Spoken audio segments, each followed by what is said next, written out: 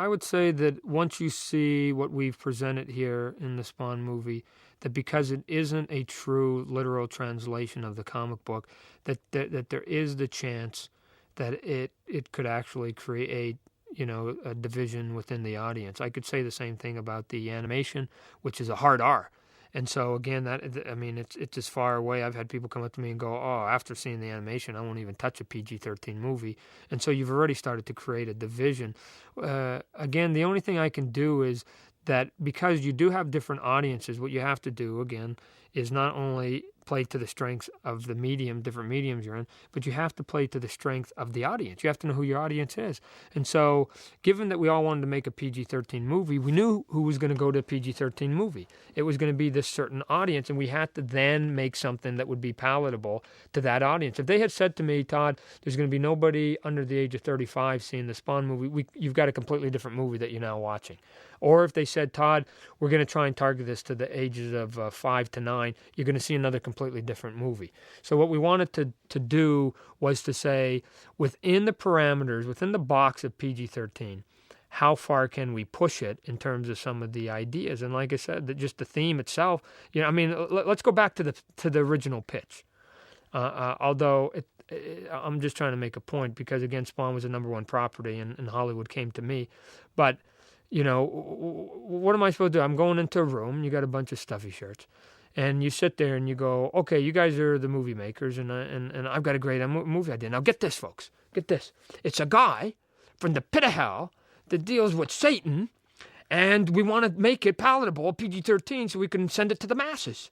Are you in or are you out?" And ultimately, just on that sales pitch, I don't last very long. So what ended up getting us past that was that already those ideas were already in place, and I had shown them that on a couple different levels that it was a number one property.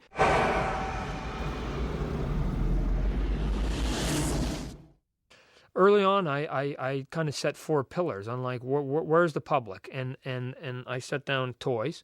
I set down electronics, which is video games and things of that sort, movies, and television. And so I felt that if I could get into all 4 of those places, that I would have 4 pillars or foundations that I could then potentially build a big house on, and it would be fairly stable. And so one of the reasons why I wanted to get into movies wasn't because I wanted to be a Hollywood guy and I want to be a producer and I want to be a star and I want to mix it up with Tom Cruise. It was just that since that's where the public goes, then I needed to get it out on the 60-foot T-shirt, for lack of a better term, that actually moves. The only consistency that I ever wanted was the attitude of it, that the Spawn comic book has some balls and has an edginess to it, and it's kind of dark, and I just wanted to make sure that all those things translated. I didn't really want a literal translation because given that I'm involved in all these things and I have control over all of them, the easiest way to bore yourself is to keep telling the same joke over and over and over and over and over. Spawn to me is something that's in comic book format to start with, and now in movies, but it's kind of, I call it Batman if he wasn't controlled by corporate America. What in my mind he should be over 50 years. He should have moved from the spot that he was created in 1939, and he hasn't really done it. And so I found it kind of strange early in development of Spawn that I was the guy that actually wanted to make more changes than other people, because I think they thought that they would be offending me if they wanted to make go, "No, Todd, that's not going to work." And I was the one that was saying, we don't need to see the cape. If I never see the cape in the whole movie, that would be okay with me, because if he has a 40-foot cape for an hour and a half, I'm telling you, the first thing that's going to happen, he's going to trip about 10 times. And I don't think that looks very heroic if this guy's running around and like going whoops, poof. And so we have to basically go, what do we want to do? We want to show in the comic book that he has a costume that's alive. We just have to still show that, but in a different fashion.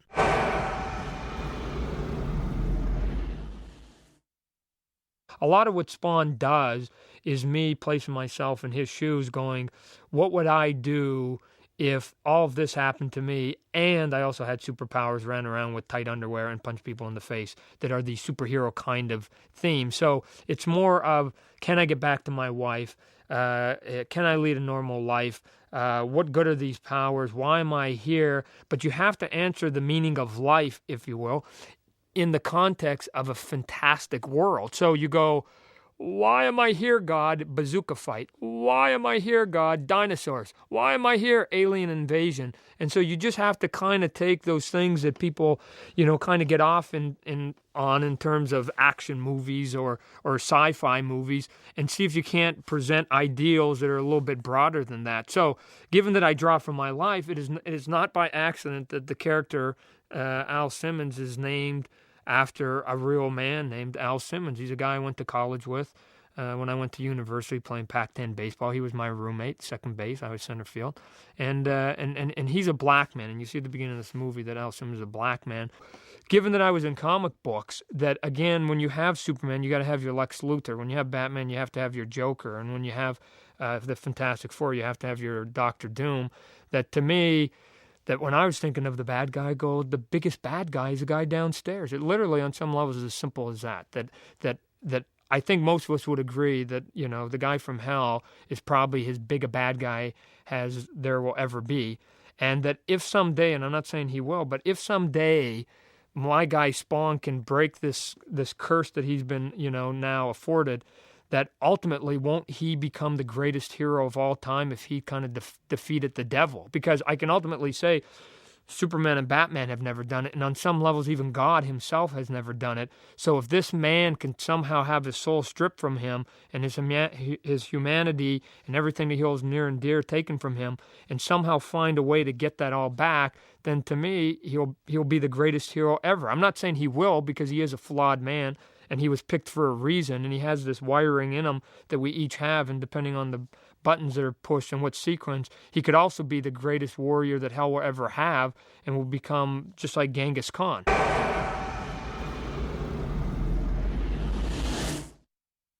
Spawn is about a guy, again, if you compare him to Batman, that to me, Batman is the kook out of the two guys, if we want to start being comic book geeks here. That number one, you've got a guy that's Batman that's a good-looking white guy. So that entitles him to all the privileges, and especially in this country. He's got $1 bazillion, and he's got everything at his disposal, and he could get a date tomorrow, and he doesn't even like girls, I don't even think. I mean, in the movies they show it, but in the comic book, he doesn't even like girls.